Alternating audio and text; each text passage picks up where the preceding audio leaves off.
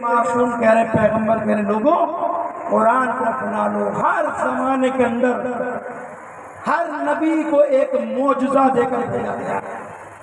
ہر زمانے کے مطابق ہر نبی کو ایک معجزہ دیا. ایسا نہیں ہے جب کسی نے آ کر امام رضا علیہ السلام سے سوال کیا صلوات بھیجیے مجھے محمد والے محمد پر. ایک بار صلوات بھیجیے محمد.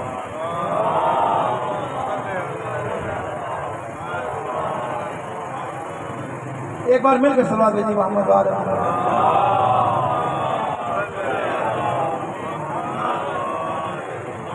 امام رضا بیٹھے تھے. امام رضا فرماتے کہ لوگوں ہر نبی کو اللہ نے اس کے زمانے کے تقاضوں کے مطابق معجزہ دے کر بھیجا.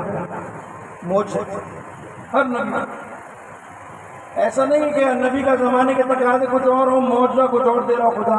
نہیں, معجزہ اس لیے دیا جاتا ہے انبیاء کو ائمہ کو اس لیے دیا جاتا ہے پیغمبر کو تاکہ لوگ معجزہ دے کر اللہ کی وحدانیت پر ایمان لیا. نبی کی یا نبی کے نمائندے کی حقانیت کو دیکھ کر اس پر ایمان لیا. تمام انبیاء کو معجزات دیے گئے. یعنی معجزوں کی بات نہیں کر رہا جو ہمارے یہاں ہوتے رہتے ہیں, ان کی بات نہیں کر رہا.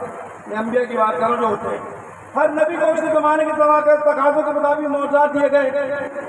معصوم فرماتے ہیں جناب موسیٰ کو ان کے زمانے کے مطابق تقاضوں کے مطابق معجزہ دیا گیا. جناب موسیٰ کا زمانہ کیا تھا؟ جادوگروں کا زمانہ, ساحروں کا زمانہ. بڑے بڑے جادوگر بڑے ایکسپرٹ ہوا کرتے تھے. بڑے بڑے جادوگر ہوا کرتے تھے. تو جب جناب موسیٰ کو اس زمانے کے اندر بھیجے تو زمانے کے تقاضوں کے مطابق ان کے حالات کے مطابق معجزہ دے کر بھیجا. اور آپ نے تاریخ میں دیکھا پڑھا بھی ہے کہ ایسے جیسے جادوگروں نے جناب موسیٰ کے سامنے رسیوں کو سانپوں میں تبدیل کیا تو حضرت موسیٰ نے اپنا عصا پھینکا, عصا اژدہے میں تبدیل ہوا, سارے سانپوں کو نکل گیا. جیسے ہی جادوگروں نے موسیٰ کی عصا کا یہ معجزہ دیکھا اپنے آپ کو جناب موسیٰ کے قدموں میں گرا کر ایک ہی جملہ کا موسیٰ ہم نے جو کیا تھا وہ معجزہ ہے, ہم نے جو کیا تھا وہ جادو ہے, تو نے جو کر کے دکھایا وہ معجزہ الہی ہے. اس لیے معجزے دیے گئے تاکہ ایمان لیا ہے. اور لیا جناب موسیٰ پر. جناب عیسیٰ کو جو مبعوث کیا تو کون سا زمانہ تھا؟ علم طب کا زمانہ تھا. اس زمانے کے بڑے بڑے طبیب ہوا کرتے تھے, ایکسپرٹ ہوا کرتے تھے. موت کے علاوہ ہر بیماری کا علاج کرتے تھے. اتنے ایکسپرٹ ہوا کرتے تھے. جب جناب عیسیٰ کو بھیج رہے ہیں تو علم طب دے کر بھیج رہے ہیں. علم طب کے تقاضوں کے مطابق بھیجا. کیوں؟ حقانیت کے لیے, تاکہ لوگ نبی کی حقانیت پر ایمان نہ حق کے راستے پر آ جائیں. اس زمانے کا علم طب اپنے عروج پر تھا تو جناب عیسیٰ کو وہ علم دے کر بھیجا. وہ اپنے طب کے ذریعے لوگوں کو علاج کیا کرتے تھے. عیسیٰ اپنے علم کے ذریعے مردوں کو زندہ کیا کرتے تھے. یہ نہیں ہے جناب عیسیٰ جناب پیدائشی نابینا کو بینائی دیتے نہیں دیتے تھے.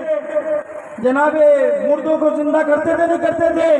غیب کی خبریں سناتے نہیں سناتے تھے. صلوات بھیجیے محمد والے محمد.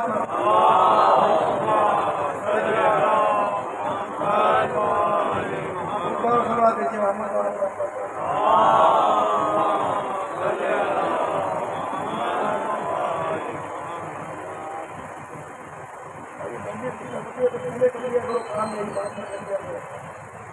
ایک بار صلوات بھیجیے محمد والے محمد.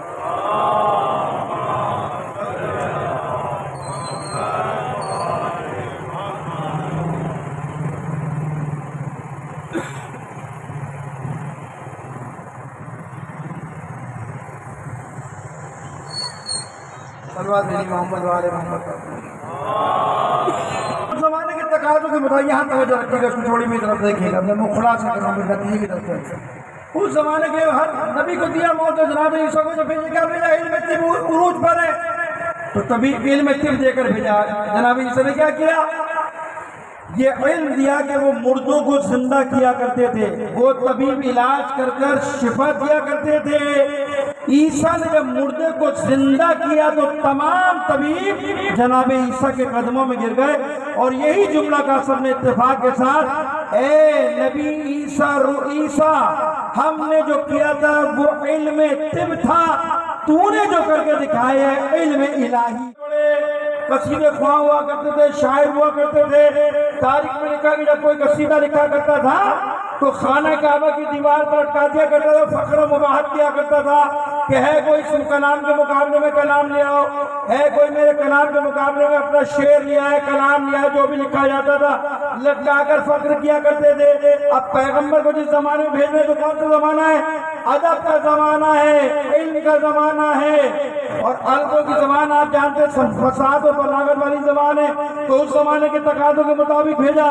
جب پیغمبر کو مبعوث کیا تو قرآن دے کر بھیجا تھا، اور جب پیغمبر نے قرآن لوگوں کو پڑھ کر سنایا تو قرآن نے چیلنج کیا کہ اگر تم سمجھتے ہو کہ اس قرآن کے مقابلے میں ایک سورہ لے آؤ تو اپنے سارے جن و انس کو جمع کرو، قرآن کے مقابلے میں ایک سورہ لاؤ، اور پھر قرآن ہی کہتا ہے اگر تم سب مل کر ایک سورہ تو دور کی بات قرآن کی ایک آیت لے آؤ تم ناکام ہو سکتے ہو، قرآن کے مطابق قرآن کلام نہیں لا سکتے۔ یہ ہے کلام الہی جو پیغمبر کو اس زمانے کے اندر معجزہ بنا کر بھیجا، اس لیے پیغمبر کا معجزہ بھی قرآن اور خدا کا بھی معجزہ قرآن۔ صلوات بھیجی محمد۔